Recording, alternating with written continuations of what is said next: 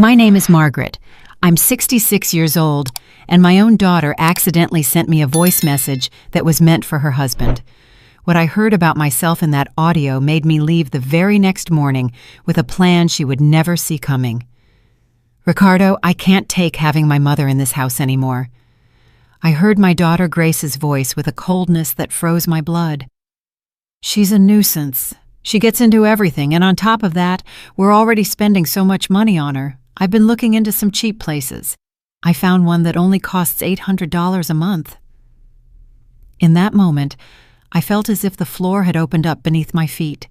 This was the same daughter for whom I had worked day and night cleaning other people's houses, the same one for whom I paid for college by selling even my jewelry, the same one who cried in my arms when Richard left her at the altar the first time, and I spent my last savings to convince him to come back.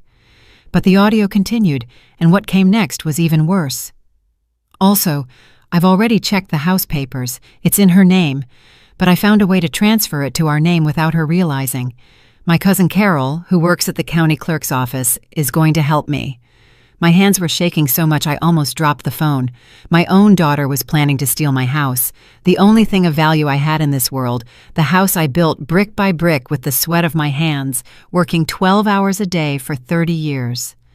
But what hurt the most was hearing her laugh at the end of the message.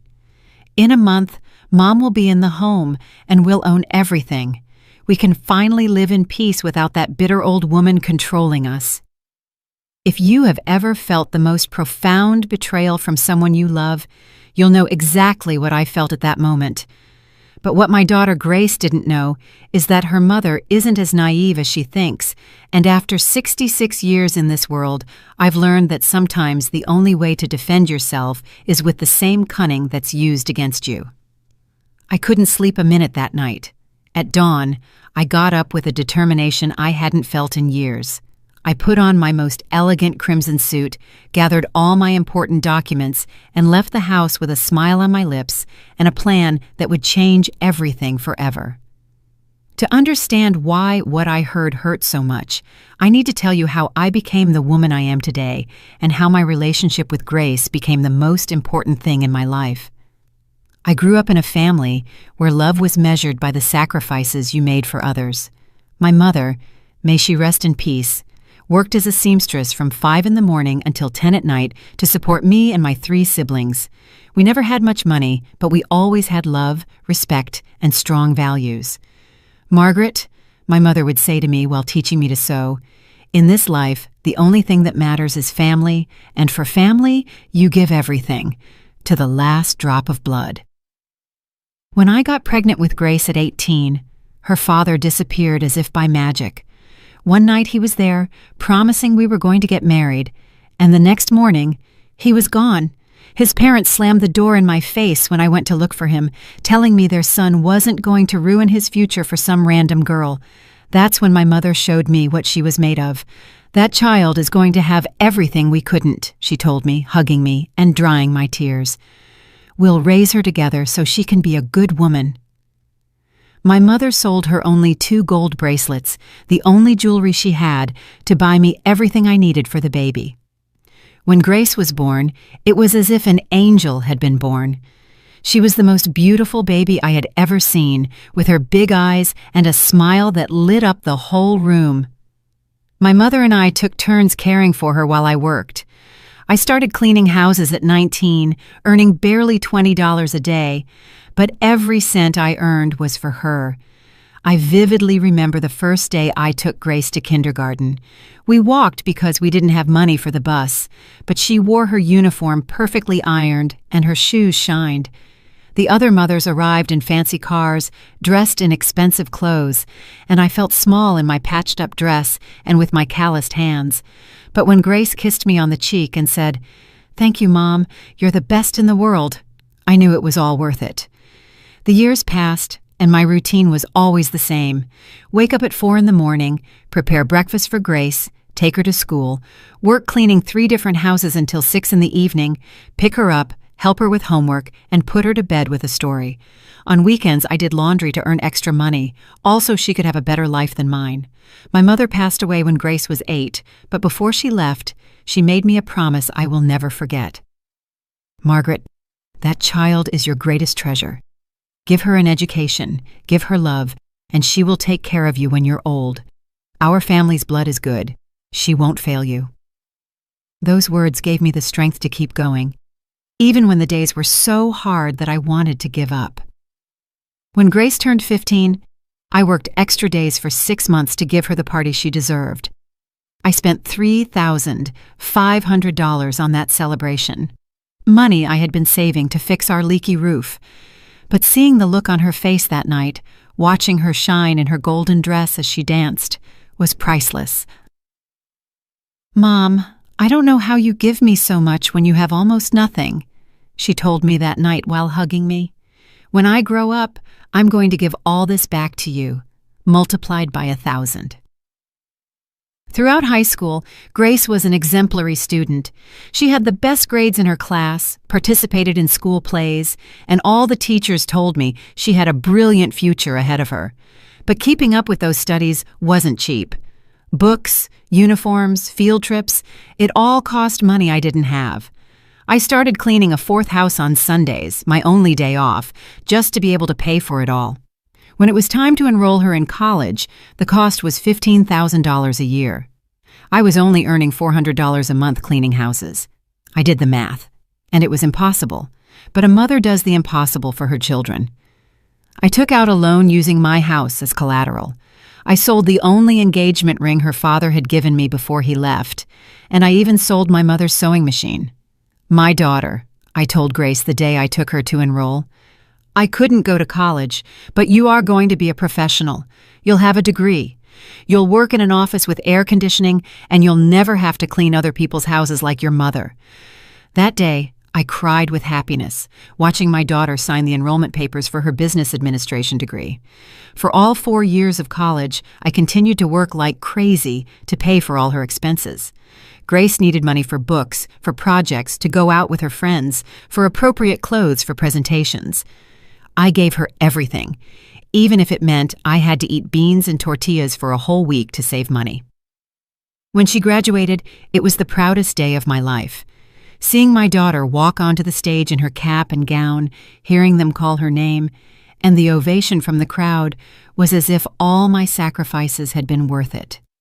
After the ceremony, she hugged me, crying, and said, "Mom, this is as much yours as it is mine.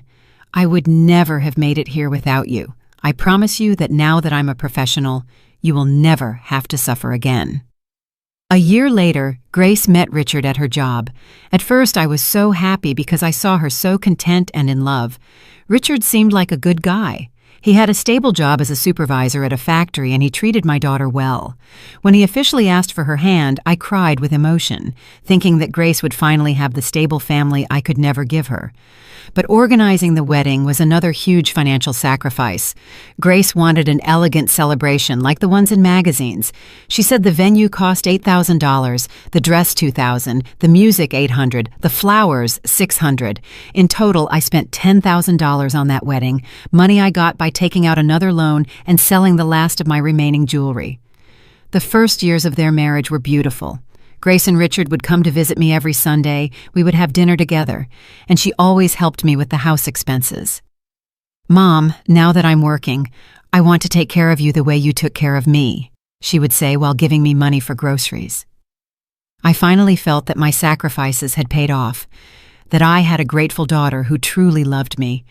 But everything changed 3 years ago when Richard lost his job and they started having financial problems. They began to constantly ask me for money, and as always, I couldn't say no. First, it was $1,000 for monthly expenses, then $2,500 for a down payment on a new car, then $3,000 to pay off credit card debts. Everything began to change subtly after I lent them that $3,000 for their debts. At first, there were small details that I justified in my mind, thinking they were a result of the stress from their financial problems. But now, after hearing that message, I understand it wasn't stress. It was the beginning of a calculated plan to push me out of their lives. The first sign was when they stopped coming on Sundays. "Mom, we're so busy with Richard's new job," Grace would tell me on the phone. "You know how it is. We need to show we're responsible." I understood, or at least I thought I did. After all, it was natural for a young couple to want to focus on getting ahead. But then the excuses for not answering my calls started. I would call in the mornings and Grace would say, "Mom, I'm in an important meeting. I'll call you later." I'd call in the afternoons. "Oh, Mom, I'm at the grocery store doing our weekly shopping." At night, "Mom, it's too late. We're having dinner. We'll talk tomorrow." That tomorrow never came. And when we finally did talk, the conversation barely lasted 5 minutes. Then came the hurtful comments disguised as concern. "Mom, Richard says he's noticed you've been very forgetful lately," she told me one day during one of our rare phone calls. "Are you sure you can live alone in that big house? At your age, anything could happen." I laughed nervously, thinking they were exaggerating, but the seed of doubt had already been planted. One afternoon, I decided to visit them without warning, bringing them the pineapple dessert that Richard loved so much. When I knocked on the door, I heard laughter and voices inside, but it took them almost 5 minutes to open it. "Oh, Mom, what a surprise!" Grace said with a forced smile that didn't reach her eyes. "We were just organizing some work papers." Inside was her cousin Carol, the one who worked at the county clerk's office, with a bunch of documents scattered on the kitchen table. When they saw me come in, Carol quickly gathered all the papers and stuffed them into a folder. "Hello, Aunt Margaret," she greeted me with that fake smile she had always had. "I was just helping Grace with some of Richard's health insurance paperwork." But I managed to catch a glimpse of my name on one of those documents before Carol hid it. "Why do you need papers with my name on them?" I asked with genuine curiosity. Grace and Carol exchanged a look that I didn't know how to interpret at the time, but which I now understand perfectly. "It's just to update the beneficiaries on the insurance, Mom," Grace told me. "You know, in case something happens to us, you're our only family."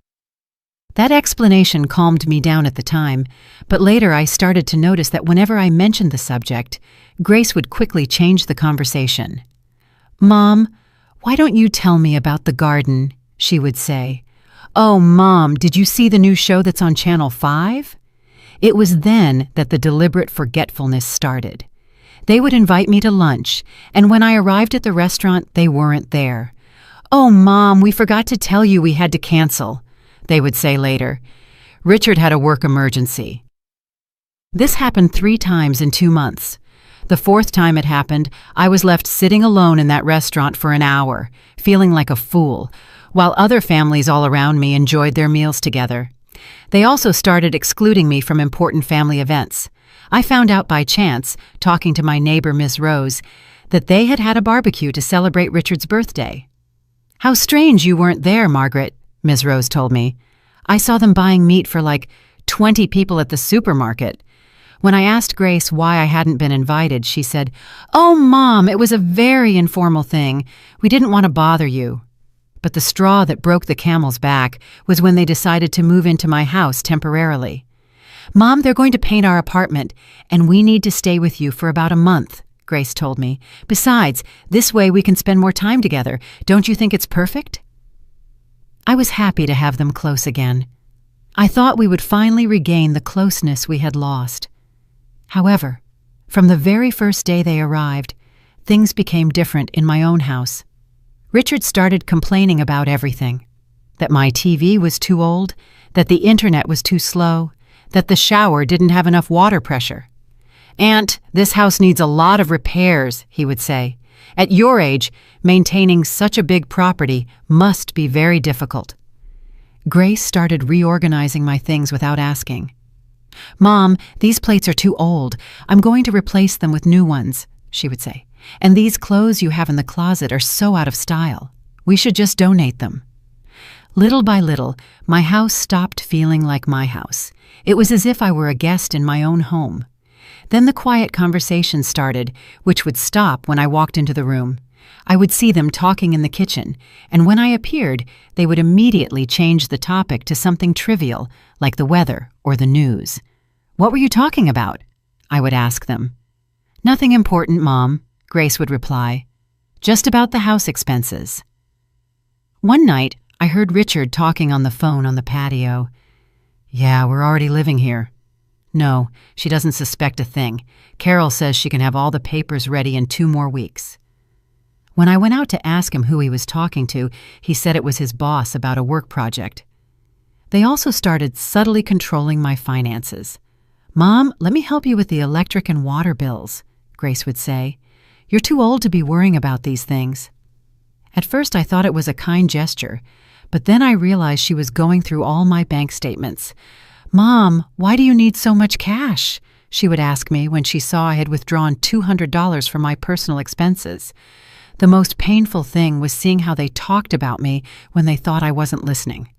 One afternoon, I was trimming the plants in the garden when I heard Richard tell someone on the phone, "My mother-in-law is getting harder to handle. She's becoming very stubborn with age." Grace laughed in the background and added, "It's true, lately she forgets things and gets very difficult when we try to help her." But what really made me open my eyes was when they started making comments about my mental health in front of other people. My friend of many years, Ms. Letitia, came to visit, and Grace told her, "Oh, Letitia, my mom has been so confused lately. Yesterday she wanted to go for a walk at 10 at night because she thought it was morning." That was a complete lie. I had never done such a thing, but I saw how Letitia looked at me with pity and concern. "Oh, Margaret, it's a good thing you have Grace to take care of you," she said. In that moment, I felt a deep anger, but also an immense sadness, realizing that my own daughter was creating a false narrative about my mental state. Strange visitors started arriving at my house. Doctors who were supposedly there to check my blood pressure, social workers who wanted to evaluate my living conditions, and even a man who introduced himself as a geriatric care specialist. They all came when Grace scheduled them, but they never asked me if I wanted those visits. During one of those evaluations, I heard the doctor talking with Grace in the living room. "Ma'am, your mother seems to be physically fine, but I'm going to note in the report that she shows signs of mild age-related confusion." I was listening from the kitchen, completely lucid and aware, while this man wrote lies about my mental state. The tension in the house became unbearable. Every day I felt more pressure, more control over my life, more hurtful comments disguised as care.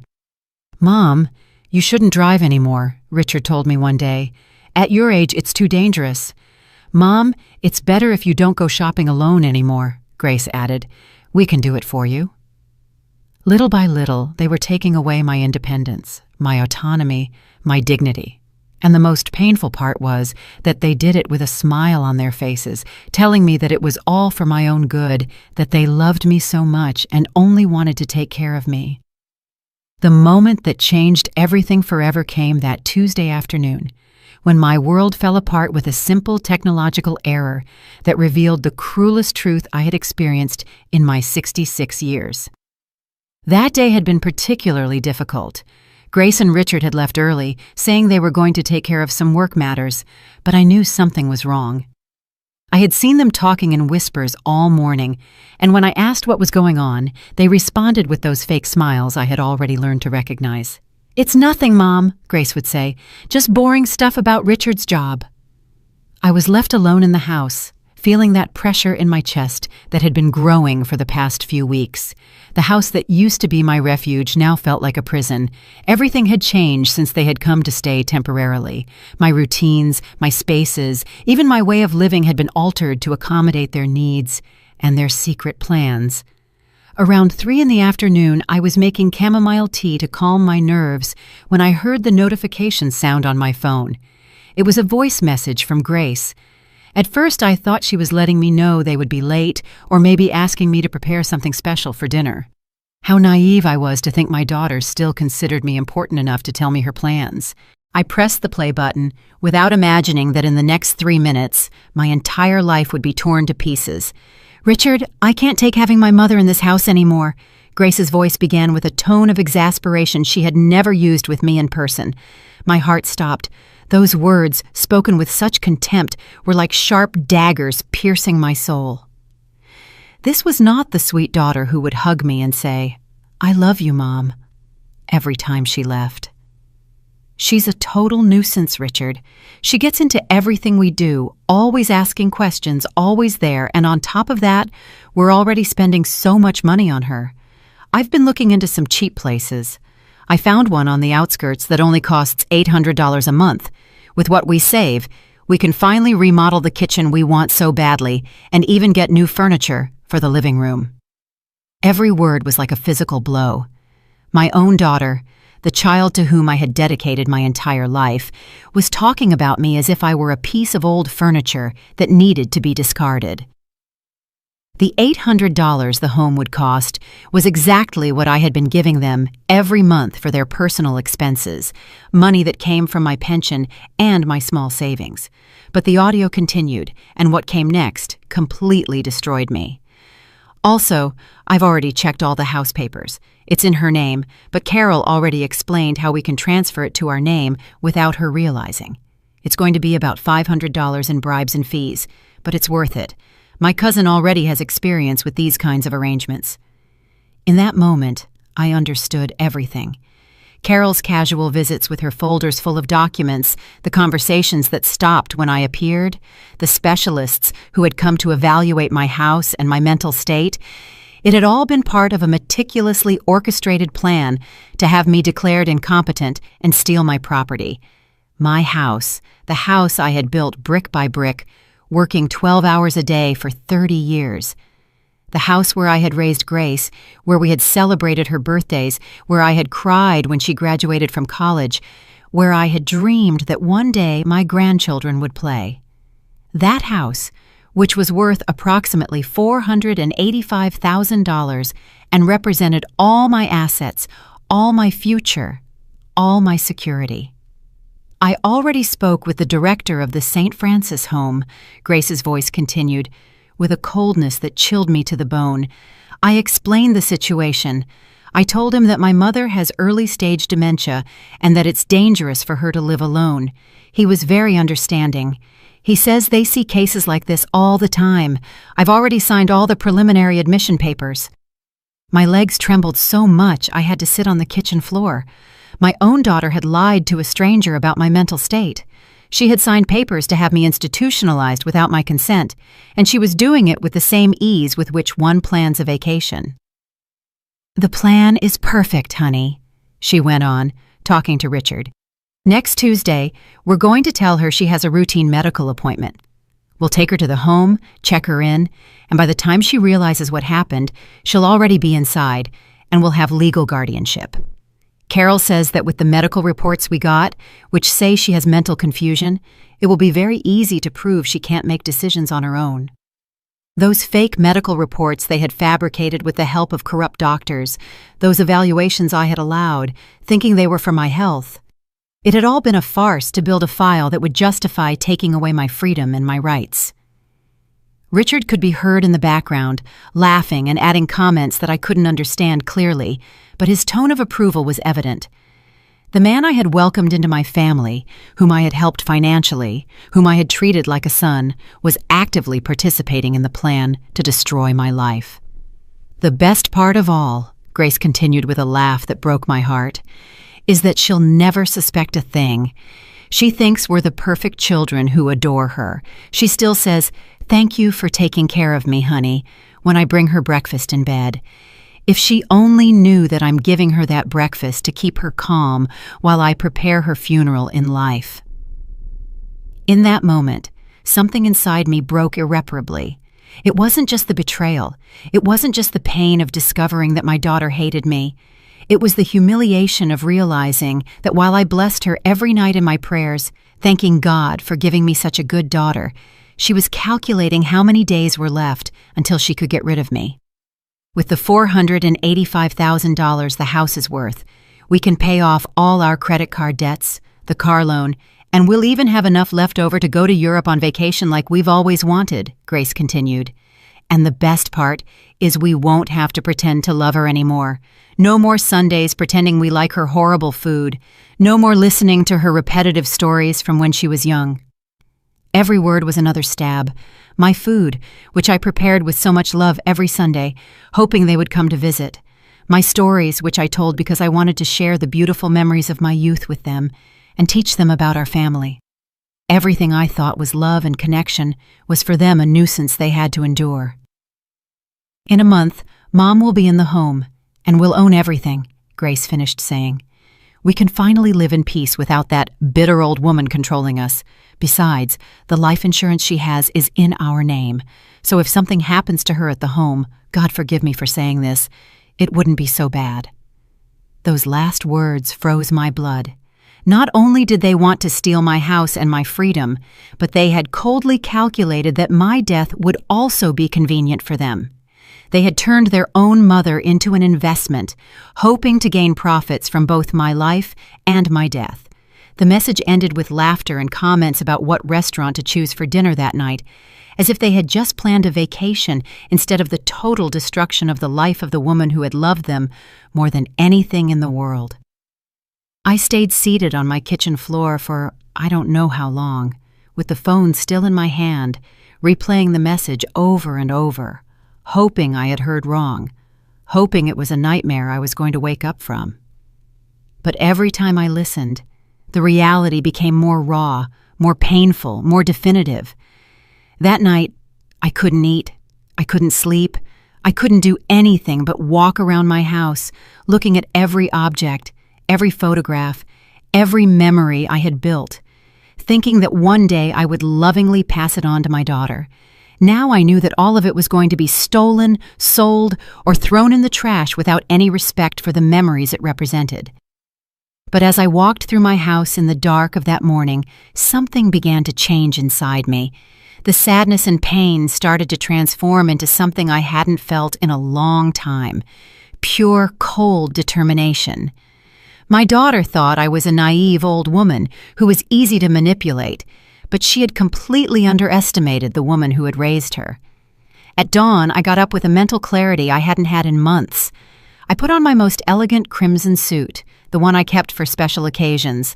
I grabbed my purse with all my important documents and left the house before Grace and Richard woke up. I had a plan, and they had no idea what was coming. That morning, I woke up at exactly 5 o'clock as if my body knew it was the most important day of my life. All night long, I had been planning every move, every word, every detail of what I was going to do. I was no longer the naive Margaret who had allowed her own daughter to manipulate her for months. Today, I was going to show Grace that she had completely underestimated the woman who had raised her. I put on my crimson pantsuit, the same one I had worn to her college graduation. I put on my makeup carefully, styled my hair elegantly, and put on the pearl earrings my mother had left me. I wanted to look like the strong, dignified woman I was, not the vulnerable victim they thought I was. Before I left, I wrote a note and left it on the kitchen table. Left early to take care of some personal matters. Will be back in the afternoon. Love, Mom. I didn't give them any more details because they didn't deserve them. For months, they had made decisions about my life without consulting me. Now it was my turn to act without giving them an explanation. My first stop was the bank. I arrived exactly when they opened, at 8 in the morning. "Good morning, Ms. Baker," said Nora, the manager who had known me for 15 years. "How can we help you today?" "Nora, I need to review all the transactions in my account for the last 6 months, and I want to change all my beneficiaries," I told her with a firmness that surprised her. "I also need you to explain to me if anyone has tried to access information about my accounts without my authorization." Nora frowned as she reviewed my file on the computer. "Ms. Baker, I have several inquiries about your account registered here made by your daughter Grace. She presented a letter signed by you, authorizing her to review your bank statements to help you with your finances." My blood boiled. "Nora, I never signed that letter. Can you show me that document?" When I saw the supposed authorization, I immediately recognized that the signature had been forged. It was similar to mine, but I had never written my name with that slant. "This is a forgery," I told her, showing her my ID so she could compare the signatures. "My daughter has been fraudulently accessing my bank information.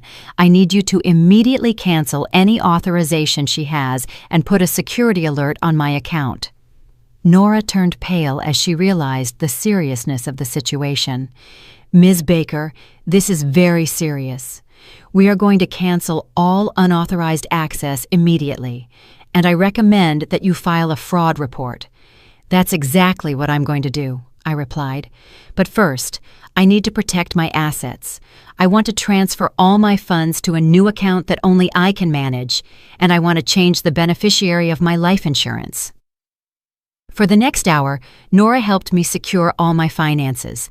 I transferred my $8,750 in savings to a completely new account. I changed all the passwords and named a charitable foundation for abandoned seniors as the beneficiary of my life insurance. Grace was no longer going to see a single cent of my money. My second stop was the county clerk's office, where Carol, Grace's accomplice cousin, worked. I arrived without warning, with a small recorder hidden in my purse. "Good morning, Carol," I said with a sweet smile. "I've come to check the status of my property. My daughter told me you had been helping her with some paperwork." Carol immediately became nervous. "Oh, Aunt Margaret, what are you doing here? Grace didn't tell me you were coming." Her hands trembled as she tried to quickly close some documents she had on her desk. "Don't worry, Carol," I said, maintaining my casual tone. "I just want to better understand this insurance paperwork my daughter is doing. Could you explain exactly what documents you need with my name on them?" Carol started to sweat. "Well, Aunt, it's just routine updates for the registry." Her voice cracked when she realized I knew more than I was letting on. "Carol," I said, leaning forward, "I know exactly what you and my daughter have been planning. I know about the fake documents. I know about the plan to take my house, and I know you've been helping her forge papers using your position here." I showed her my phone with the audio I had recorded the day before. "I have proof of everything." Carol slumped in her chair. "Aunt Margaret, I didn't want to do it, but Grace told me that you couldn't take care of yourself anymore, that it was for your own good." "It was for money, Carol. Don't pretend it was for my own good," I told her firmly. "Now you have two options. Either you help me reverse everything you've done, or I go straight to your boss and show them the evidence that you've been forging official documents." Carol started to cry. "Please, Aunt, I can't lose my job. I have 3 kids to support." Between tears, she explained the entire process to me, how they had forged my signature on several documents, how they had created fake medical reports, and how they planned to use all that to have me declared incompetent and transfer my property. "All right, Carol," I said after she had confessed everything. "You're going to help me fix this, and then you're going to look for another job. But if you help me now, I won't press criminal charges against you." Over the next 2 hours, Carol helped me invalidate all the fraudulent documents they had created. She also gave me copies of everything as evidence, including the fake medical reports and the property transfer documents they had prepared. My third stop was with Attorney Harrison Ford, the most respected lawyer in the city. "Attorney Ford," I said, showing him all the evidence I had collected, "I need your help to stop a fraud and protect my rights." Attorney Ford reviewed all the documents with professional attention. "Ms. Baker, this is a very serious case of family fraud. We have more than enough evidence to press criminal charges. But tell me, what exactly do you want to achieve?" "I want justice, attorney," I replied. "But most of all, I want my daughter to learn that actions have consequences. For 66 years, I have been too good, too generous, too understanding. It's time for someone to defend me, even if I have to do it myself." The attorney smiled with admiration. "Ms. Baker, we are going to prepare a legal strategy that protects all your rights and sends a very clear message about the consequences of trying to defraud a senior citizen." For the next few hours, we prepared a civil lawsuit for fraud, falsification of documents, and attempted illegal appropriation. We also prepared a criminal complaint against Grace, Richard, and Carol. The attorney explained that I had a solid case and that it was very likely I would recover all the damages caused. By the end of the afternoon, I returned home feeling completely different. I was no longer the vulnerable victim who had left that morning. I was a woman who had taken full control of her life and was ready to face the consequences of years of allowing others to abuse her kindness. When I arrived, Grace and Richard were in the living room watching television, acting as if nothing had happened. "Hi, Mom," Grace said, with that fake smile that I had already learned to recognize. "How did your errands go?" "Very well, honey," I replied calmly. "I took care of exactly what I needed to." I sat in my favorite armchair and looked at them intently. "By the way, some people are coming to visit us tomorrow. I hope you're here to receive them." "What people, Mom?" Richard asked with curiosity. "Oh, you'll see," I told them with a mysterious smile. "They are people who are going to help us clarify some important things about our family's future." That night, we had dinner in silence. I knew exactly what was going to happen the next day, but they had no idea of the storm that was coming. For the first time in months, I slept soundly with the peace of mind that justice was on its way. The next day, at exactly 10 in the morning, the doorbell rang. "I'll get it," I said, getting up quickly before Grace or Richard could move. At the door were Attorney Harrison Ford, 2 police officers, and a public notary. "Good morning, Ms. Baker," the attorney said. "We've come to execute the orders we discussed yesterday." Grace and Richard got up from the sofa with looks of complete confusion. "Mom, what's going on?" Grace asked. "Who are these people?" "Sit down," I told them with an authority they had never heard in my voice. "It's time for you to know the truth." Attorney Ford cleared his throat and began to speak. "Ms. Grace and Mr. Richard, I am here on behalf of Ms. Margaret to inform you that we have discovered irrefutable evidence of fraud, falsification of documents, and conspiracy to commit illegal appropriation against her." Grace and Richard's faces turned completely white. "What are you talking about?" Grace stammered. "We would never do anything like that." "Grace," I said, taking out my phone, "do you want me to play for everyone the voice message you accidentally sent me yesterday?" In that moment, I saw all the blood drain from my daughter's face. Her eyes filled with pure panic as she realized that her perfect plan had been discovered because of her own negligence. The moment of truth had arrived, and there was no turning back. The silence in my living room was deafening. Grace and Richard were petrified, staring at me as if they had seen a ghost. For all these months, they had believed they had total control of the situation, that I was a helpless old woman they could manipulate at will. Now they realized that they had completely underestimated the woman who had raised them.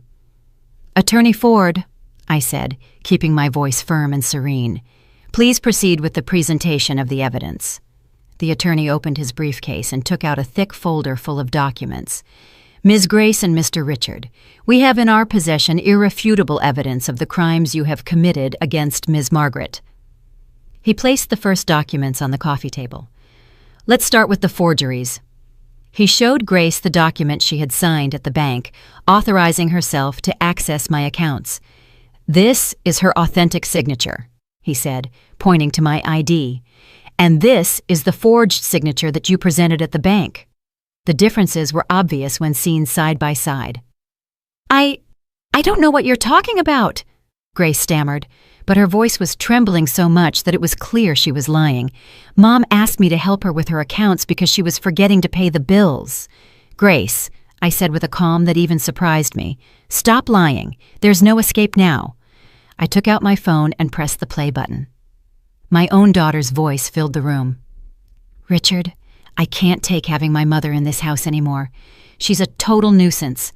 She gets into everything we do." I watched Grace's face completely fall apart as she listened to her own words. Richard tried to maintain his composure, but his hands were visibly shaking. Neither of them had realized that the message had been sent to my phone by mistake. "I've been looking into some cheap places. I found one that only costs $800 a month." "Turn that off!" Grace screamed, lunging for my phone, but one of the officers immediately stopped her. "That's private. You have no right to listen to my conversations." "Relax, honey," I told her with a cold smile. "This is just getting started. Sit down and listen to everything you planned for your mother." The audio continued to play. Carol already explained how we can transfer the house to our name without her realizing. It's going to be about $500 in bribes and fees, but it's worth it. Richard stood up abruptly. "This is a setup," he said, pointing at the attorney. "You're manipulating her to accuse us of things we didn't do." Attorney Ford smiled professionally. "Mr. Richard, we haven't even gotten to the most interesting part yet." He took another document from the folder. "This is the complete and signed confession of Carol Rodriguez, cousin of Ms. Grace, who works at the county clerk's office." My eyes met Grace's, and I saw her realize that Carol had betrayed her. "In this confession," the attorney continued, "Carol details exactly how you pressured her to forge official documents, how you created fraudulent medical reports, and how you planned to use these documents to declare her mentally incompetent." "Carol is a liar!" Grace screamed desperately. "She made all that up to save her own skin." "Oh, really, honey?" I asked, taking out my small recorder. "Because I also have the complete conversation I had with Carol yesterday in her office recorded." I pressed the play button, and Carol's voice, confessing everything in tears, filled the room. "Grace told me that you couldn't take care of yourself anymore. She showed me how to forge your signature. She promised me she would pay me $2,000 once she had the house." Richard sank into the sofa with his hands on his head. "This is a nightmare," he mumbled. "Everything got out of control." "No, Richard," I said firmly. "This is justice. What was a nightmare was living in my own house, feeling like a prisoner, listening to you talk about me as if I were a nuisance, watching you plan to steal everything I've worked for in my life." Attorney Ford continued with the presentation of evidence. "We also have the fraudulent medical reports that you commissioned." He showed the documents where corrupt doctors had written that I had senile dementia and was incapable of making decisions for myself. Ms. Margaret voluntarily underwent a full psychological evaluation yesterday, conducted by Dr. Raymond Morales, a geriatric specialist at the General Hospital. He pulled out the official report. "The results show that Ms. Margaret is in perfect mental condition, with a clarity and reasoning ability superior to the average for her age. This proves that all the previous reports were fabricated." Grace started to cry, but they weren't tears of repentance, but of desperation at seeing her plan completely fall apart. "Mom, please," she pleaded with me. "We just wanted to take care of you. We thought it would be better for you to be in a place where they would attend to you professionally." "Take care of me?" I asked with a bitter laugh. "By stealing my house, lying about my mental health, planning to institutionalize me against my will?" I stood up and walked toward her. "Honey, in that message, you also said you hoped I would die soon so you could collect my life insurance."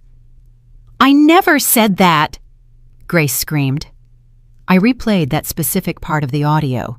"Besides, the life insurance she has is in our name, so if something happens to her at the home, God forgive me for saying this, it wouldn't be so bad." The silence that followed was devastating. Even the police officers exchanged looks of disgust upon hearing a daughter talk about her mother's death as a financial opportunity. "But there's more," the attorney said, taking out another folder.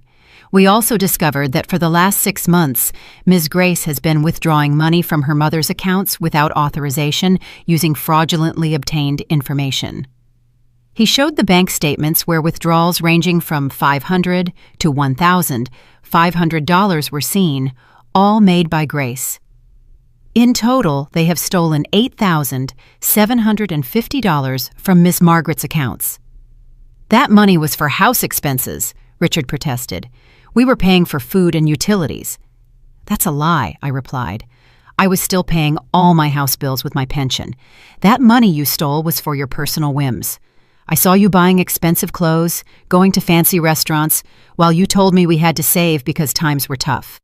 The attorney continued to expose every detail of their criminal plan.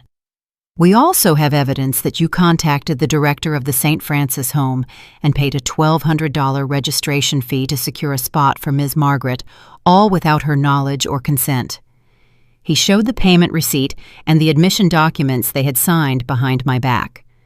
"You planned to take her this coming Tuesday, telling her it was a routine medical appointment." "It was for your own good, Mom," Grace insisted desperately. "You were getting so forgetful, sometimes you got confused."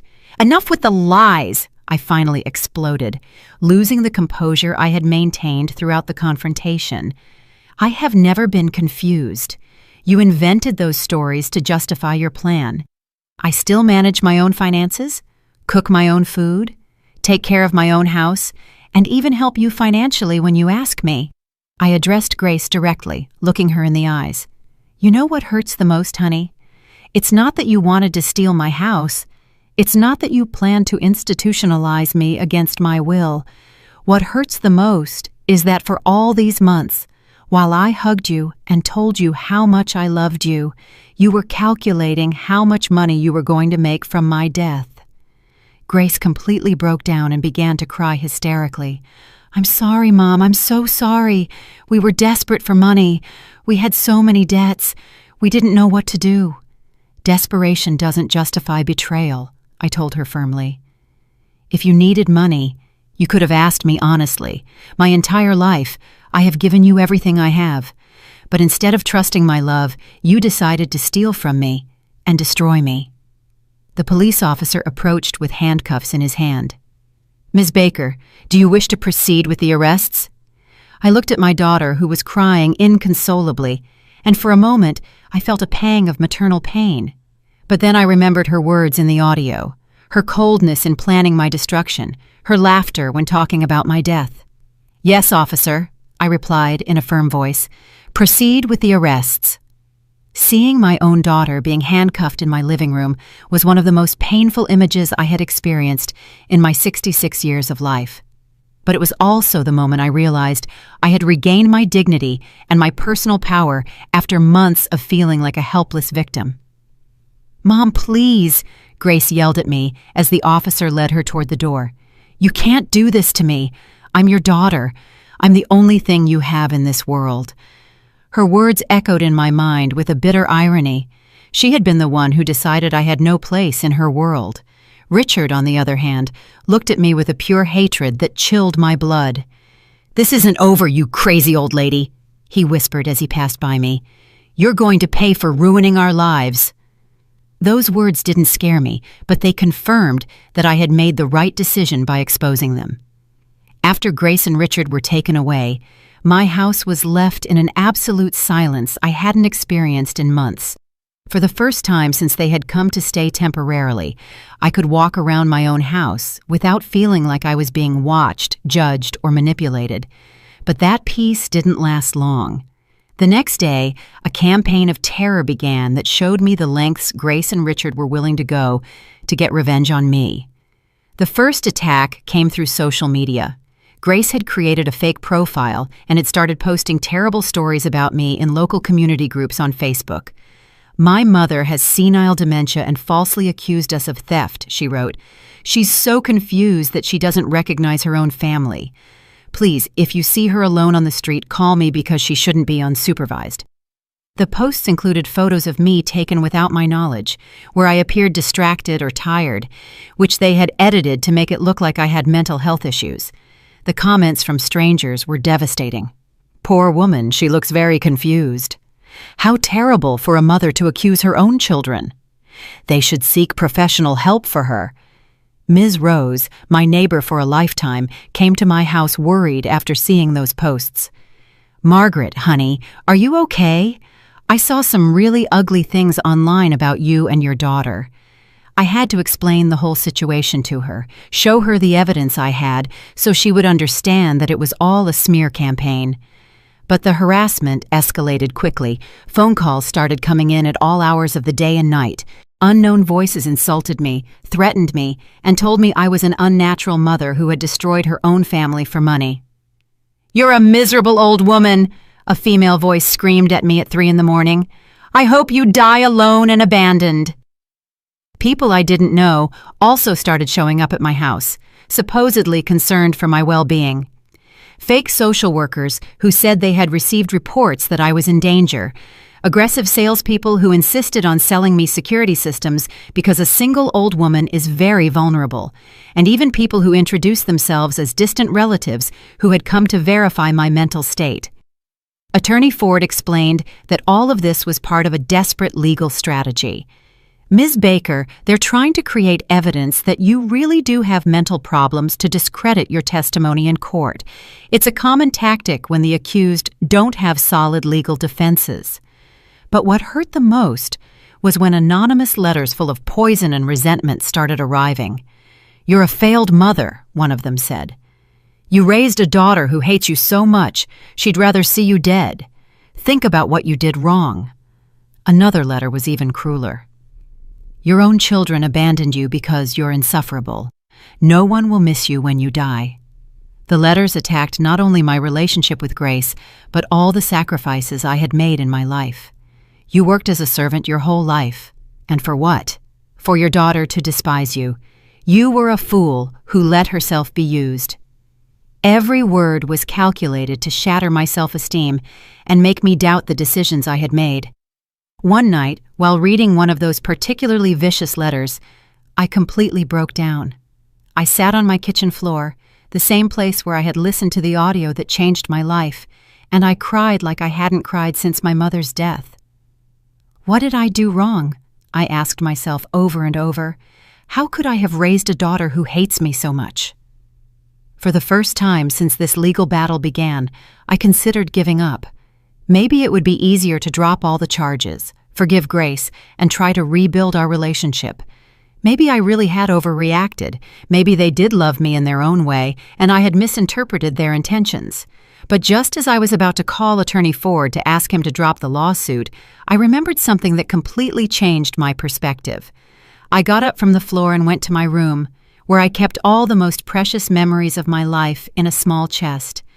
I searched until I found what I needed, a letter my mother had written to me shortly before she died when Grace was 8 years old. "My dearest Margaret," the letter said in my sick mother's shaky handwriting, "if you are reading this, it is because I am no longer with you, but I want you to know that I am very proud of the woman and mother you are.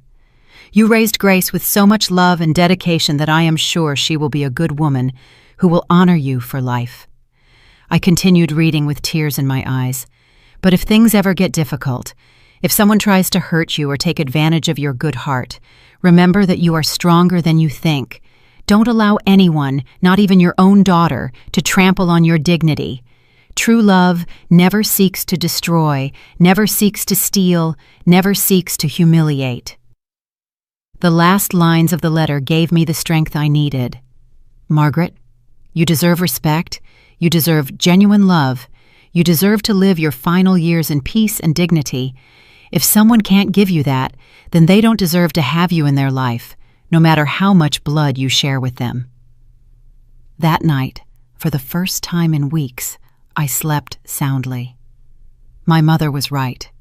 True love doesn't destroy. It doesn't steal. It doesn't plan the death of a loved one as a financial opportunity. What Grace felt for me was not love. It was economic convenience disguised as filial affection. The next day, I woke up with renewed determination. I called Attorney Ford and said, "Attorney, I want you to proceed with all the charges. I am not going to drop anything. I want this case to go all the way." "I'm glad to hear that, Ms. Baker," he replied, "because I have some important news. Grace and Richard are trying to reach an out-of-court settlement. They want to avoid a public trial at all costs." "What kind of settlement?" I asked. "They are willing to return all the money they stole, pay for damages, and commit to never contacting you again if you drop the criminal charges." I thought about that proposal carefully. On one hand, I would recover my money and get rid of their manipulations forever. On the other hand, they wouldn't face the full legal consequences of their actions. "Attorney," I finally said, "I accept the settlement, but with one additional condition.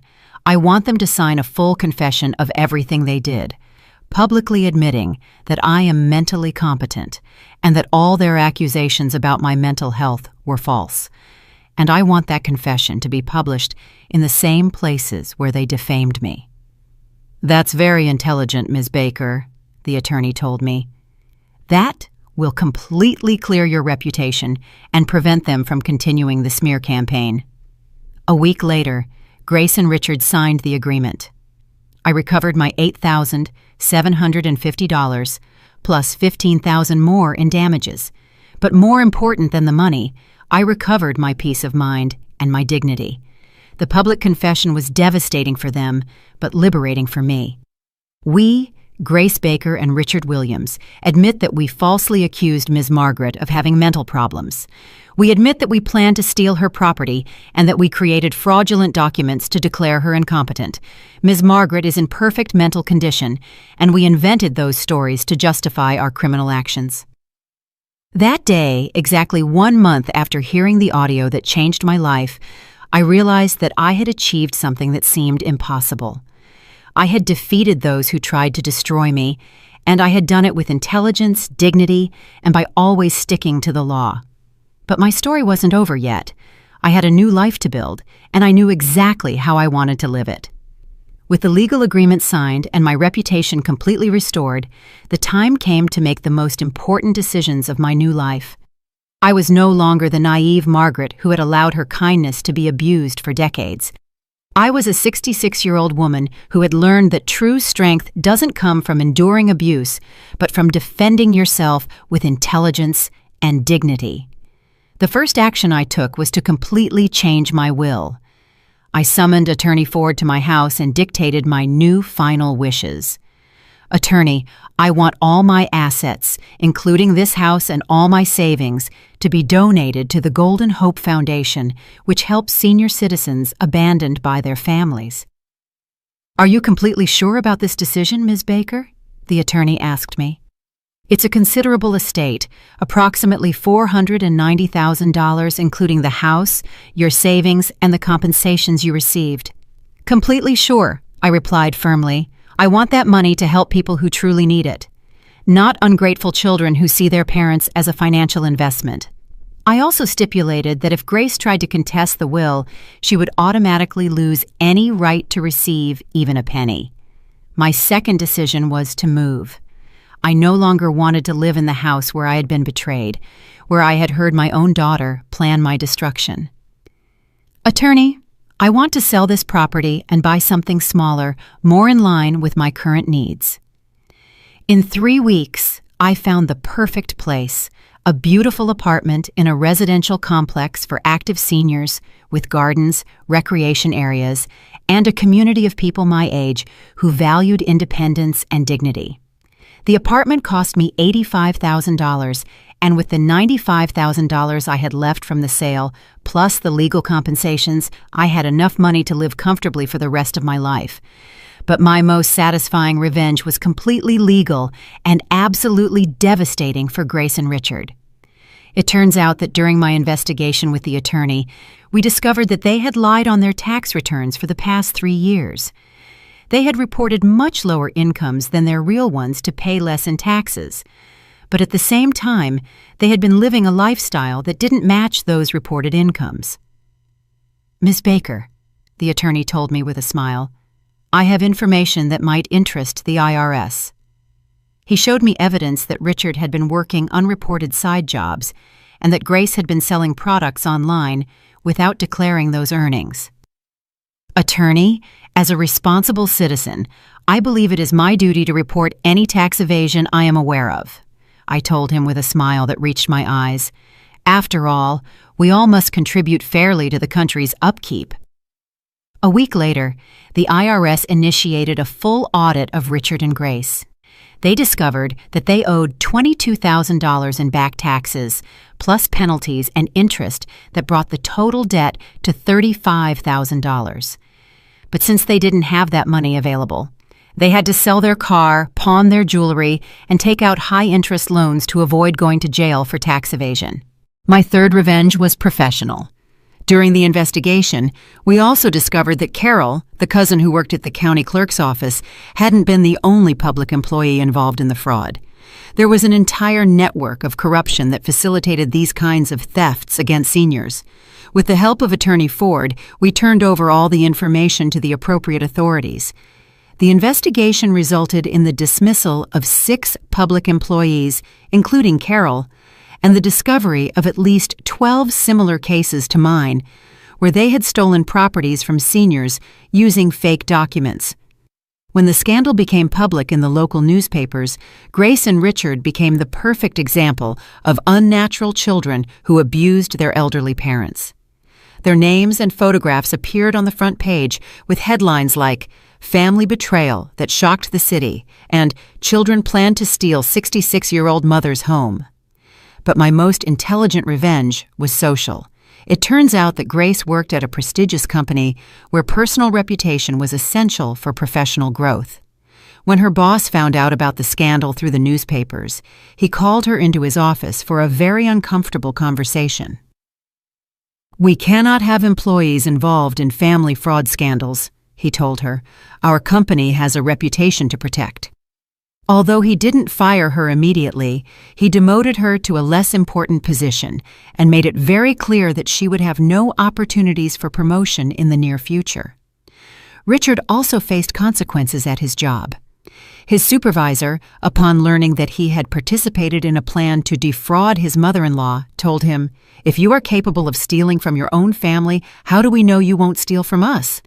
He lost all opportunities to get the promotion he was hoping for, but what satisfied me the most was seeing how their own friends and family rejected them. Richard's sister refused to speak to him after finding out what they had planned to do to me. "How could you participate in something so cruel against an old woman who had only treated you with love?" she screamed at him during a family confrontation that was witnessed by several neighbors. Grace's friends also gradually abandoned her. The mothers in her social circle didn't want to associate with someone who had so cruelly betrayed her own mother. If she's capable of doing that to the woman who gave birth to her, what won't she be capable of doing to us? They would comment among themselves. Even at the supermarket and pharmacy, where they had known them for years, people would point and whisper behind their backs. They had become a public example of what not to do to elderly parents. Throughout this entire process, I never acted with hatred or a thirst for revenge. Every action I took was legal, ethical, and justified. I didn't lie about them. I didn't invent false accusations. I didn't threaten them or hurt them physically. I simply allowed the natural consequences of their own actions to run their course. 6 months after the day I heard that fateful audio, I ran into Grace at the mall. She looked haggard, tired, and much older than her 35 years. When she saw me, she approached with tears in her eyes. "Mom," she said in a broken voice, "please forgive me. I understand you're angry, but we've already paid the price. We lost everything. Our credit is ruined. Richard lost his promotion. I had to take a job with a lower salary. Don't you think that's punishment enough?" I looked her directly in the eyes, without hatred, but without weakness. "Grace, I didn't punish you. The consequences of your actions punished you. You decided to plan my destruction. I just decided to defend myself." "But we're family," she pleaded. "Blood is blood, Mom. You can't abandon your only daughter." "Blood doesn't give you the right to mistreat, steal from, or plan someone's death," I replied calmly. "For 35 years, I was your unconditional mother. For 3 months, you were my calculating executioner. You can't ask me to forget that just because you're now facing the consequences." "So you're not going to forgive me?" she asked, crying. "I already forgave you, Grace," I told her honestly.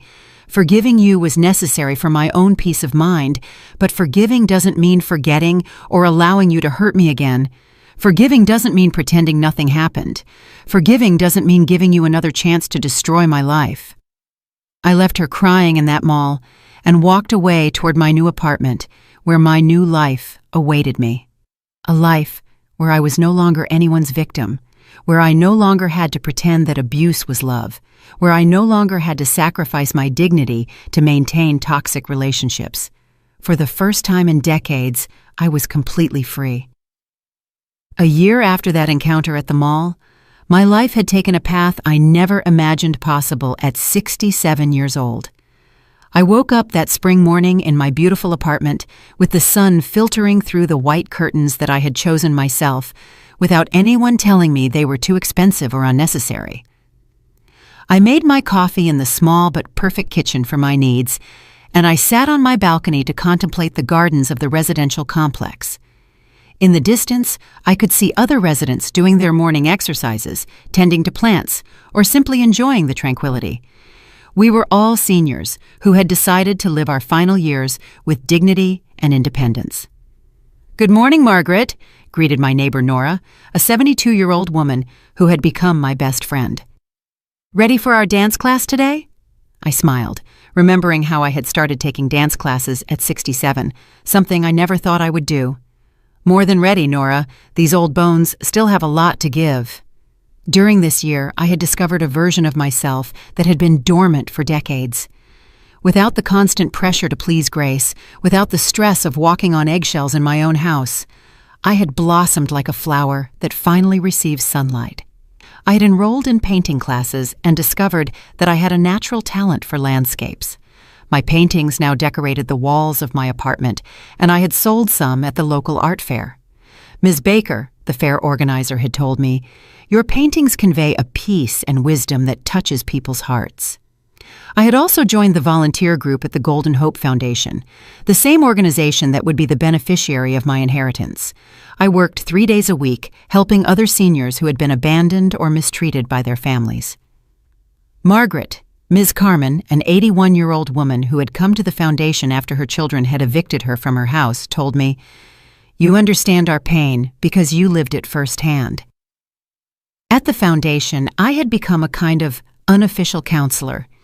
People who arrived broken and hopeless found in my story an example that it was possible to recover, that it was possible to rebuild a dignified life after the most profound family betrayal.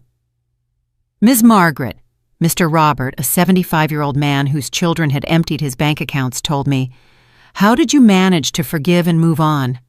I had replied, "Mr. Robert, forgiving doesn't mean forgetting or allowing them to hurt us again. Forgiving means freeing our heart from the poison of resentment so we can live in peace.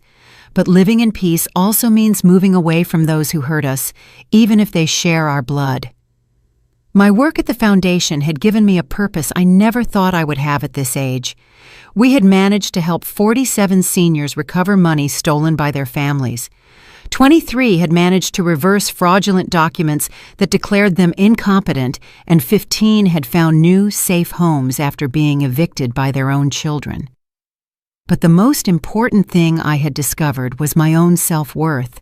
For 66 years, I had measured my value by how much I could give to others, how much I could sacrifice, how much pain I could endure in silence. Now I understood that my value as a person did not depend on being useful to others, but on being true to myself and respecting my own boundaries. As for Grace and Richard, I occasionally received news of them through mutual acquaintances. They had had to move to a smaller, more economical apartment. Richard had definitely lost his opportunities for promotion and now worked at a lower-paying job. Grace had to accept an additional part-time job to be able to pay off all their debts. But what I was told most was that their marriage was in crisis. When they no longer had the mother-in-law's house as a backup plan, they started blaming each other for the failure of their plan, Ms. Rose, my old neighbor, told me. They are constantly fighting over who was to blame for everything being discovered. Interestingly, this didn't give me a vengeful satisfaction, but a deep sadness for the decisions they had made. They had destroyed not only their relationship with me, but also their own relationship with each other. Greed had been a poison that had contaminated everything it touched. 6 months ago, I had received a letter from Grace. I hadn't opened it immediately.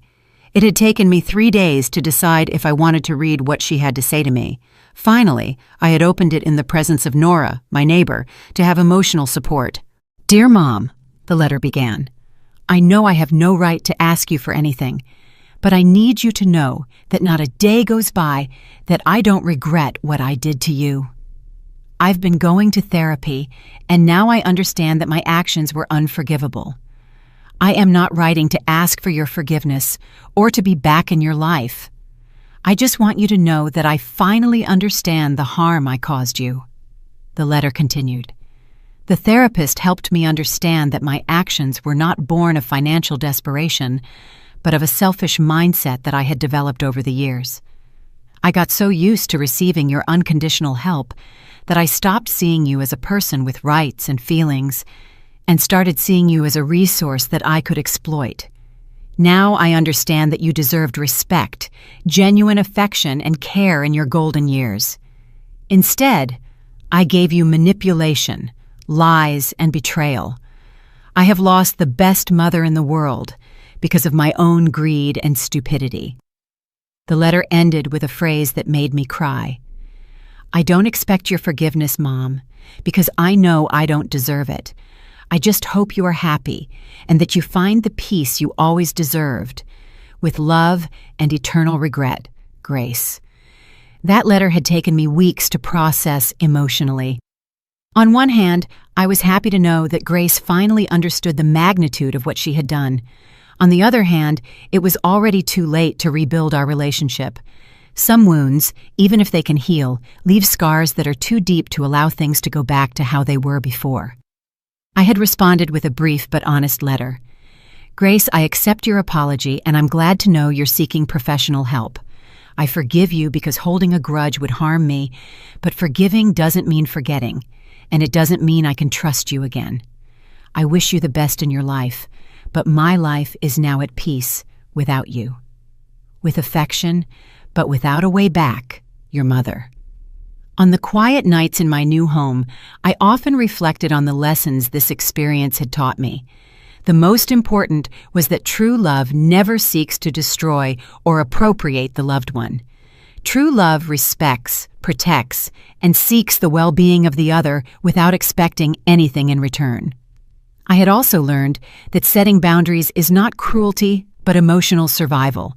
For decades, I had confused extreme sacrifice with maternal love, when in reality, I had been teaching Grace that she could mistreat me without consequences. Sometimes, I had told the women in the Foundation support group, the greatest inheritance we can leave our children is not money or property, but the example that all people, including their mothers, deserve respect and dignity. That spring morning, as I finished my coffee on the balcony, I received a call from Attorney Ford. "Ms. Baker, I have some news that might interest you. I've just been contacted because 3 other cases similar to yours have come to light. The affected families want you to share your experience on how to deal with these kinds of situations." "Of course, Attorney," I replied without hesitation. "If my story can help other people defend themselves, I am completely willing to share it." That afternoon, as I painted a mountain landscape on my easel, I reflected on the incredible journey I had been on for the past 18 months. I had started as a silent victim and had become an empowered survivor who now helped others find their own strength. My phone rang, interrupting my thoughts. It was Nora inviting me to dinner at the new restaurant downtown. "Margaret, let's go celebrate life," she said with her contagious enthusiasm. As I got ready to go out, I looked at myself in the mirror and saw a completely different woman from the one I had been a year and a half ago. My eyes shone with a confidence I had never had before. My posture was upright and proud, and my smile was genuine and free of emotional burdens. "Margaret," I said to myself in the mirror, "at 67 years old, you finally learned that your life belongs only to you and that you deserve to live it with dignity, joy, and peace." That night, having dinner with my new chosen family instead of my toxic biological family, we toasted to new beginnings, to the wisdom that comes with age, and to the courage to defend what is right regardless of the consequences. And as I raised my glass of wine, I thought of all the women who at that moment were suffering from the mistreatment of their own families, believing they had no options, that they had to endure abuse for the sake of family love. If my story could reach just one of those women and give her the courage to defend herself, then everything I had gone through would have been worth it. Because sometimes the greatest inheritance we can receive is not money or property, but the courage to be true to ourselves and the knowledge that it is never too late to write a new chapter in our lives. It is never too late to choose dignity over convenience, truth over false peace, and self-love over destructive sacrifice. And it is never, ever too late to be free. Did you like my story, and which city are you listening from? Let's meet in the comments. If you liked the story, you can support me by sending a super thanks so I can keep bringing more stories like this. Thank you so much for your sweet support. I'm looking forward to your comments on the story. On the screen, you can see 2 new life stories that I highly recommend. There's so much more on my channel. Don't forget to subscribe. See you in the next life story with love and respect.